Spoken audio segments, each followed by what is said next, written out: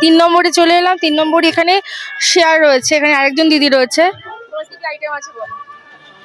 আমাদের সবকিছুই হ্যান্ডমেড, দেখতেই পাচ্ছ, ক্লে থেকে শুরু করে তোমার এ আছে, তোমার হ্যান্ডমেডই সব চুড়ি আছে, তারপরে তোমার কাস্টমাইজ হয়? হ্যাঁ সব রকমের হয়। হ্যাঁ ঠাকুরের মাথায় রয়েছে না?